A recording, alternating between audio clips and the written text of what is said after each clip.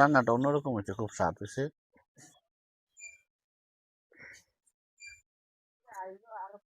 নমস্কার বন্ধুরা, শুভ সকাল। আজকে সকাল সকাল চলে আসলাম তরকারি রান্না করবো। তো কি তরকারি রান্না করবো? আজকে পাবদা মাছ, আলু আর বেগুন দিয়ে ঝোল দেবো। আপনারা প্রথম থেকে শেষ পর্যন্ত দেখবেন। আমি এখন বেগুন নিলাম, বেগুন কাইটা নেব।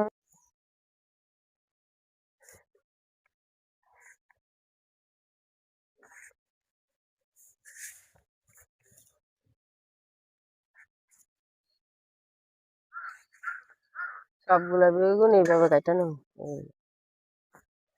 বেগুন কাটা শেষ। এই যে বেগুন কাটা নিলাম, এখন আলু কাটা নেব। এই যে নতুন আলু দেখেন।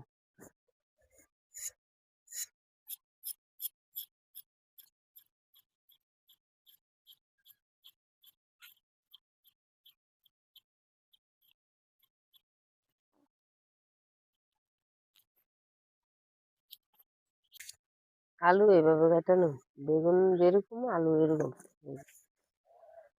আলু কাটা নিলাম, সবগুলো আলু আর বেগুন কাটা হয়ে গেছে। আমার এখন রান্না করতে যাবো, দেখতে থাকেন। চলে আসলাম রান্না করতে, সবকিছু কাইটা কুইটা ধুয়ে নিয়ে আসলাম। এই যে পাবদা মাছ, পাবদা মাছ কিন্তু পাবদা মাছ বেগুন দিয়ে রান্না করে। আর বেগুন আর পাবদা মাছ আপনাদের খুব পছন্দের খাবার, তো এই কারণে আমার রান্না করতে হয় পাবদা মাছ। তো আজকে পাবদা মাছ নিলাম আর আলু আর বেগুন কাইটা নিলাম, তো এখন রান্না করবো। তো মাছ কিন্তু আমি সময় অভাবে মানে কাটাটা দেখাতে পারিনি, আমি কাইটা ধুয়ে নিয়ে এলাম। এখন হলুদ লবণ মাইখা নেবো। আগের থেকে একটা কড়িয়া বসা নিলাম, কড়াইয়ের একটু গরম হোক ভালোভাবে। কড়াইয়া যদি গরম হয় তাহলে মাছ উল্টাতে ভালো হয়। তা আমি এখন হলুদ লবণ দিয়ে মাছ হাতে মিশিয়ে নেব। লবণ, হলুদ।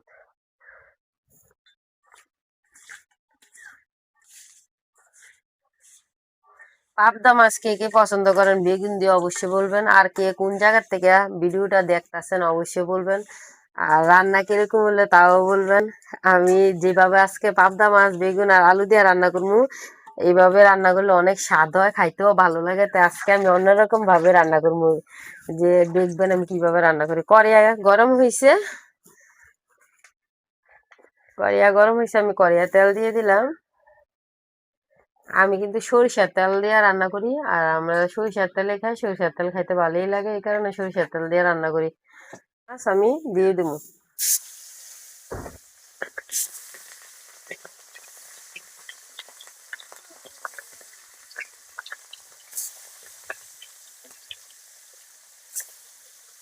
মাছ ভাজা হয়েছে একটু, আমি উল্টিয়ে নিতেছি।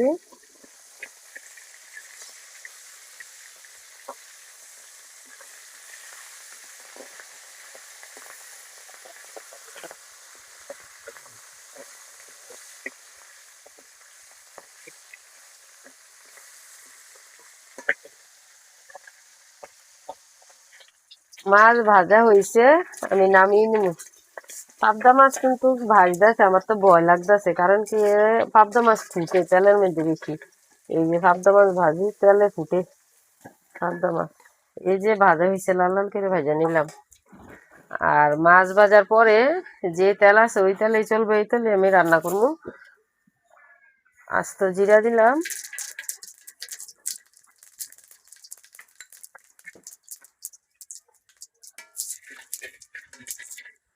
পেঁয়াজ,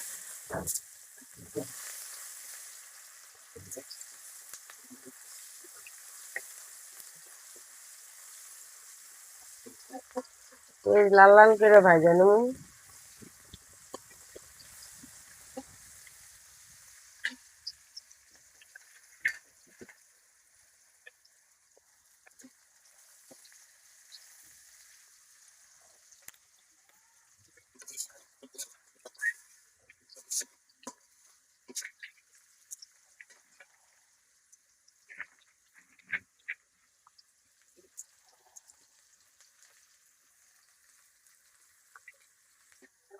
পেঁয়াজ ভালোভাবে ভাজা নিলাম।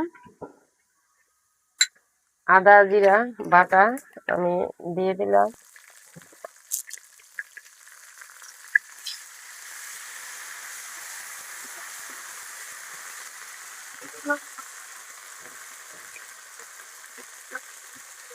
সামান্য জল দিয়ে দিলাম।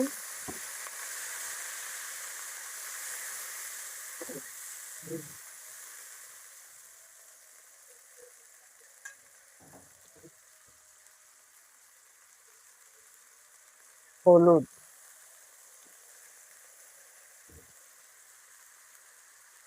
মরিচ,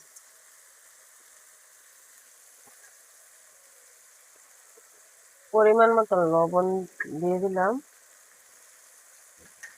সব মশলা দিয়ে দিলাম। মশলাটা একটু ভালোভাবে কষিয়ে নেব।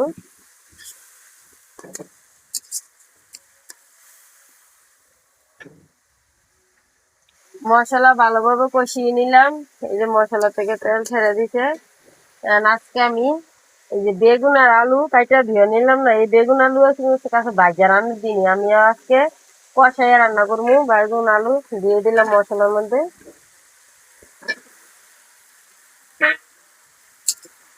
মশলার সাথে বেগুন আর আলু একটু ভালোভাবে লাড়িয়ে কষিয়ে নেব।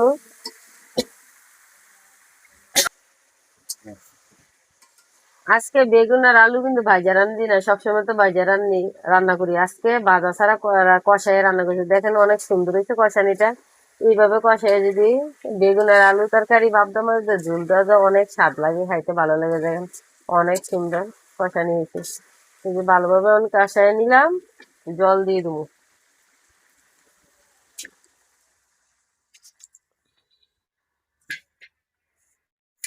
জল দিয়ে দিলাম, একটু ভালোভাবে লাড়া দিয়ে আর একটু মিশিয়ে নেব।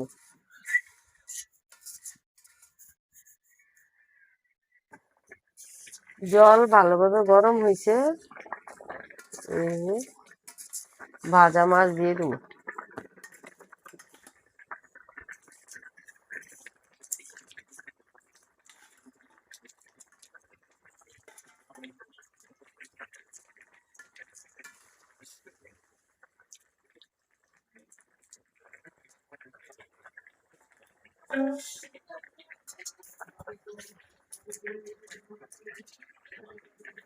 ধনিয়া পাতা কাটা নেবো তরকারি দেওয়ার জন্য। শীতের সবজি ধনিয়া পাতা দিলে স্বাদ লাগে অন্যরকম, তো এই কারণে ধনিয়া পাতা দিতেই হয়। আমি ধনিয়া পাতা দেবো তরকারি দেখতে হয়ে আইসে। নামানে কিছুক্ষণ আগে ধনিয়া পাতা দেওয়া লাগে। আমি কাটবো আর দিয়ে দেবো ধনিয়া পাতা।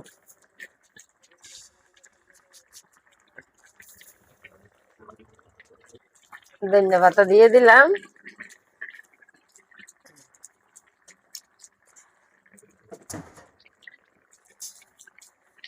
ধনিয়া পাতা দেওয়ার পর একটু লাড়া দিয়ে নেবো। ধনিয়া পাতা দিলে তরকারি একটু লাড়া দিয়ে মিশিয়ে নেবো।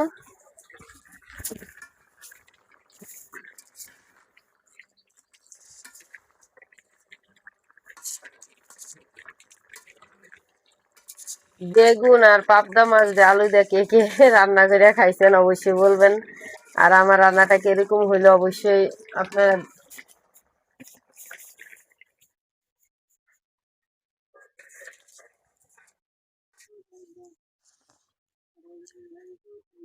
কি খাইতেছ আজকে?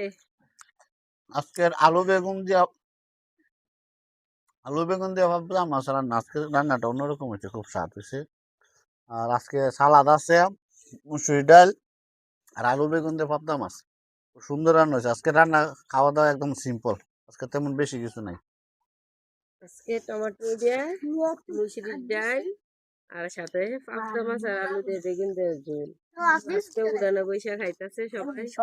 উড়ানে বৈশা নাকি খাইতে বলে ভালো লাগে, এই কারণে খাইতেছে। ওই যে আবির আর অরণ্য দুজন বইছে।